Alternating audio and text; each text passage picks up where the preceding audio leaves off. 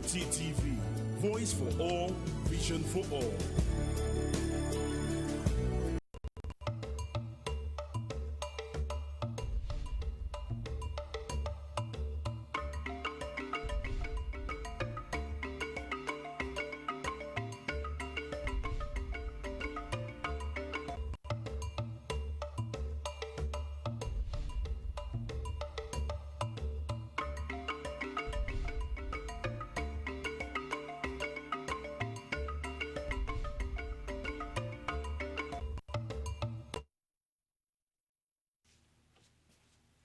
Welcome back to the program. This is your favorite breakfast show, Liberty, this morning, and we've brought you different segments in the program today, from the issues in the news, the business updates, entertainment segment, and the sports update. Now we're on to our discussion segment, which we're going to have, like my colleague earlier told you about, we're going to have it on workplace productivity.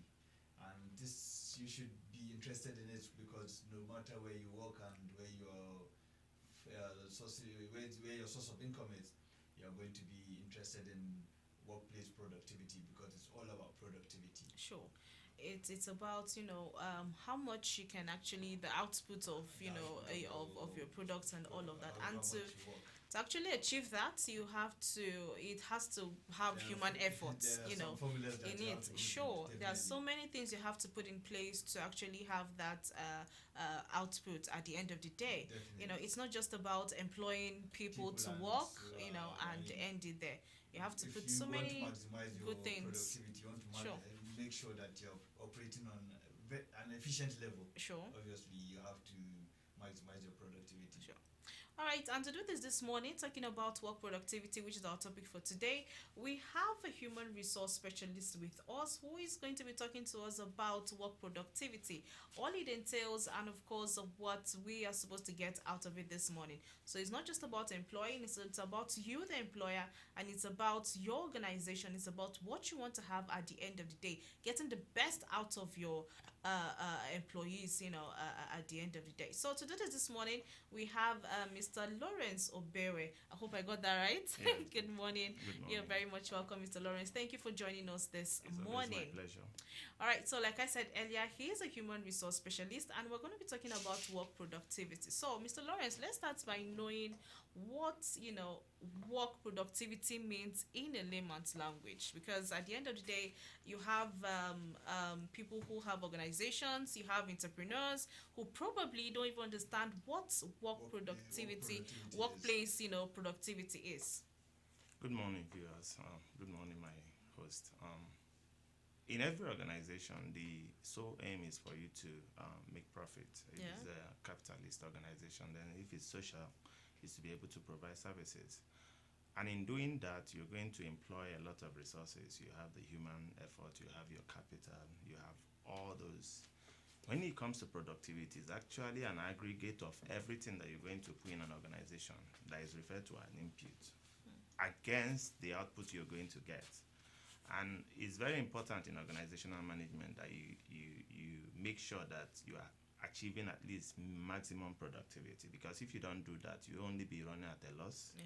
And after a point in time, your organization is expected to close down, except a miracle happens. So workplace productivity can either be negative or positive. You can be running at optimum productivity, where whatever you are putting, the output is higher. You also can run at low productivity, where what you are putting in is more than what you're getting in. And I think that's the very good distinction between the private and the public service. sector, If you yeah. look at as Nigeria is, I don't think you need any soothsayer to tell you that we are running under productivity. Because you have a lot of, if you go to organization, for instance, you have a lot of people sitting idly, just chit-chatting, not really putting in place. And even when you want to pro down to make sure that what you are putting in is lower than what you are getting out, you have the labor union to battle with. But when it comes to private sector, because their sole aim is profit, they make sure that whatever they are putting in is less than what they are getting. So workplace productivity in a nutshell and in common man's language is just making sure that whatever you are putting in a production, that what you are getting out is bigger. Okay, so you have people who would probably you get to employ people, and then I think it's also probably much more than just having an environment where you just place people and probably give them, Just allow them to yeah, work allow them to and work. There's without some other things you have to put in there have to be place, certain probably. guidelines Yes, guidelines and to ensure productivity in a workplace. yeah. Okay, okay. It's now it gets technical. For every organization, you are supposed to have something that is called standard operational procedure. It's a guide that tells you how to behave in a workplace, what is expected of you, the do's and the don'ts, and most of it, the combination of that SOP, the standard operational procedure, is what is called that you do from time to time, periodically, performance appraisal, where you take whatever you expected a staff to do and actually look at as against what the staff has actually done, so that you see whether the person is living up to the billing or is going down. But it's even beyond that. When you bring in employees into organization, the first thing is for them to buy into your product. Unfortunately, in our society today, because of lack of job, you see everybody just, I think the sole aim is just being employed. It's not really about what you're going to produce. And most times, even the employers are taken into so much pressure that they fail to do what they are supposed to do. Naturally, when you employ your staff, the first thing to do is to take them through the rigors of introducing them into your organization. And what do I mean by introducing them? Every organization has got vision, mission, and objectives. It needs to imbibe still in the hearts of your employees. Your employees need to take ownership of your organization. If they don't take that ownership, they'll only be employees, people who just wake up from sleep and come to work, wait for the time to close, and they go back. But if you instill your values into them, they own it. They see the organization as theirs. So you see that even your productivity will improve. Yeah, but it doesn't just stop there. You also need to make very concerted effort and deliberate at that, to make sure that people you are bringing in, you are not seeing them as employees, that you are seeing them as part and parcel of your visions and values. So that way, they work for you, they take ownership of your organization, knowing fully well that you recognize their efforts. A common thank you, you wouldn't imagine what it does to an employee's psyche, that you have done a good job and they say, thank you very much, I really appreciate that. A common, how's your family? A common Sunday visit to one of your employees to say, I just came to just come and spend time with you. Those are some of the things that make your employee to take ownership. And once that happens, you discover that they do the work as if it's theirs. But if some of these things are lacking, so in essence, he has a role for the employee, he has a role for the employer, and he also has a role for the organization. You go to some organization, you see every month you have a photograph that is staff of the month. That's a motivational factor that tells you that, okay, these people recognize our effort, so I need to put in my best so that next month I'll be there. So there are a few things that you need to do if you really want to increase your productivity. Do we actually practice that in Nigeria? Because nowadays it's like sometimes when you go to some organization, you find out that probably you employ somebody newly. After 2-3 months, you get to see that person already saying, I'm tired of working here. And meanwhile, that I'm tired of working here entails a lot. There's so many psychological things behind that statement. So probably from the organization or maybe from home or something like that. But do you think that we actually practice, that, workplace productivity that would make the employees give you, their full work to their full capacity for the organization to actually, give out so much? I think there are a lot of issues beyond it. One is you have to look at the rate of unemployment in Nigeria, which is very high. So it means that everybody is looking for what to do. And employers also understand that everybody is looking for what to do, that they treat you shabbily, and they tell you that if you walk out through this door, another person is joining. So, but beyond that, I think that there are a few organizations that are really interested in your workplace productivity. Unfortunately, there are not much. There are not many of them. So, and it's a big problem. I think the biggest hit in our nation is our public sector, working for government, where people almost don't do anything. It's about sharing of national cake. It's my turn. you have to take 15 from the south, take 15 Yeah. from the north, and all that. So you, in office, you cluster people who actually have nothing. The first step to workplace productivity is the fact that when you take an employee, the employee knows exactly what is expected of him. You have your terms of reference, Yes. what you are expected to do in office, and those are the things. So you now sit down with your terms of reference. After you have gone through it, you sit down with your line manager and you set targets. In the next 1 year, I'll be able to achieve this. But after 3 months, you have to see this to know that I'm online. So after 3 months, those timelines will help your manager to see whether at 3 months whether you'll be able to achieve what you say you're going to achieve in 1 year. And if you're not doing well, that's when to now sit down with you and ask you what are the issues.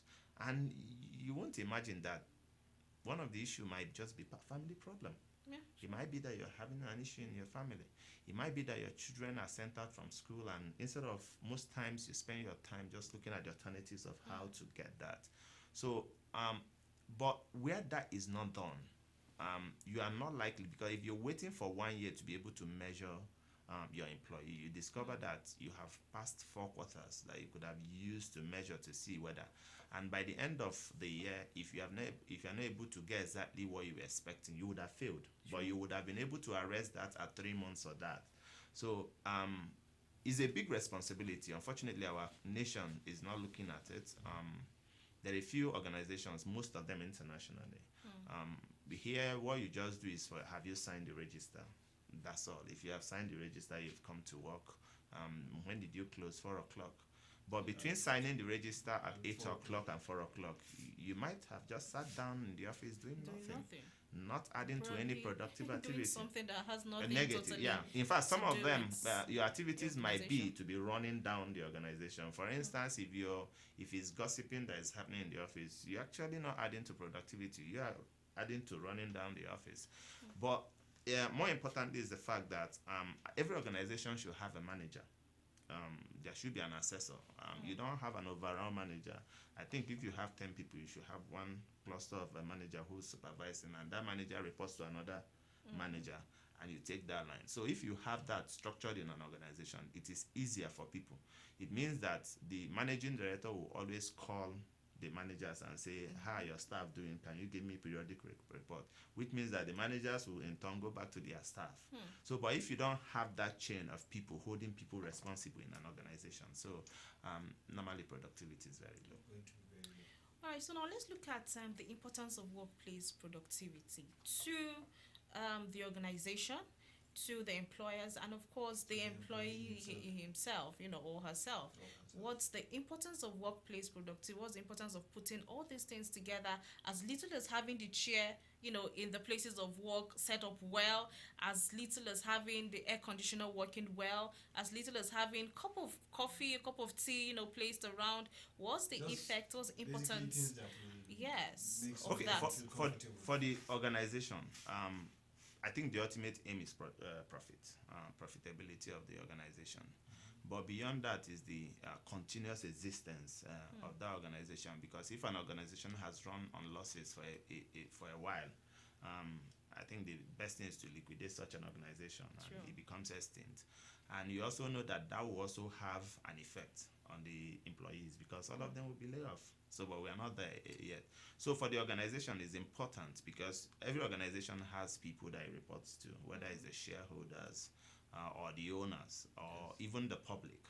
So, the most thing is for the organization to continue to exist, but down below it is the profitability, that the organization is running on a profit, that you're not running on the loss. For the employee, it makes him a professional. That's the first thing it does for him, that he's a professional. We've always seen this word bandied around, that he's a jack of all trades, that he's a multitasker.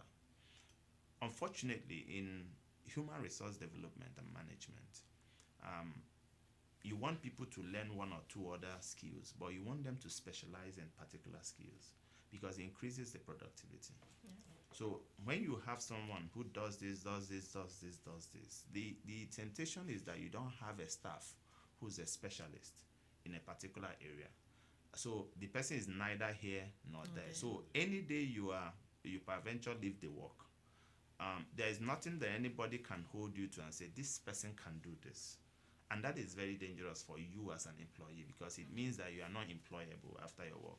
So increasing your productivity, the first thing it does is to make you a professional. That you, when it comes to, is it staff appraisal, staff performance appraisal, that you're an expert in it?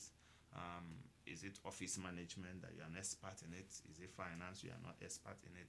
So it gives you that sense of confidence that you can do this very well. So beyond your organization, you are doing it. That's one. Then two is the fact that it keeps you happy, because I think utility is the satisfaction that comes when you are happy. So when an organization is set up in such a way that everybody is being checked, I know in Nigeria the normal balance is that this boss is very wicked. It's very wicked. True. You understand? Good to hear that. So, but at the end of the day, what you are trying to do is actually to fix people in such a way that you know that I have done my work. And it's very important in an organization that the staff are happy that they are doing their work. Sure. Because if you remove the staff from the organization, there's almost, even in this age of automation, everybody is going automated. You also need the human effort to be able to coordinate those efforts. So if you remove the human element of workplace, you definitely not have anything. So it means that if they are not happy and they are not putting their effort, for instance, if you have a machine that can produce, let's say, 40 gallons of oil in an hour, and you know it will be operated. If an employee is not happy and shuts it down, in an hour it wouldn't produce anything, At all. even though it has the capacity to do that.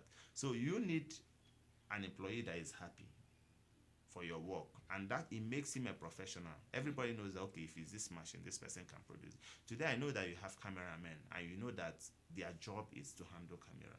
Perhaps you cannot. Yeah. Yeah. So if everybody specializes in a place, and that's what productivity, workplace productivity brings to the table, the fact that you are measured against your work, you're expected to improve in your work, not to do another person's work. So once you do it, the employee is happy, is a professional in that job, can always be called upon. Then for the employer, now if you're managing people that are not happy with you, I'm not sure you sleep well. Sure. Yeah, so for the employer, first of all, it improves his skill, his or her skill very Yeah. much. Two is the fact that you're able to control, you see how things run, and you feel that satisfaction that you're actually doing the work. So I think that workplace productivity is one thing that gives everybody its own dues, but whether it's organizational, employer or employee, but it's for all of them to come together, because as we sit here without the cameras, I'm not sure that you'll be able to work. We can talk everything, but nobody will hear us. Without the people in the control room, is to make sure that all these little ingredients and inputs come together to be able to produce what can make the organization to continue to stay. Okay. Well, you talked about, trying to see how, the employers can actually give you their optimum best, and all of that.